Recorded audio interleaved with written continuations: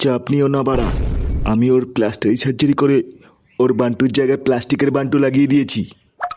ওর বউকে ডাকো, আমি ওর বউয়ের সাথে কথা বলে নিচ্ছি। আসবো ডাক্তারবাবু? আরে আসুন আসুন আসুন। আমার স্বামীর কি হয়েছে ডাক্তারবাবু? আমার স্বামীর কি হয়েছে? আপনার স্বামী বান্টু দাঁড়ায় না, তাই অপারেশন করে প্লাস্টিকের বান্টু লাগিয়ে দিয়েছি। কি বলছেন ডাক্তারবাবু? প্লাস্টিকের বান্টু দিয়ে আমি রাতে লাগাবো কি করে? প্লাস্টিকের বান্টু দেখে মজা লাগে। আপনি কান্না করবেন না বৌদি, আপনার মতন সেক্সি বৌদি কান্না করলে আমার ভালো লাগে না।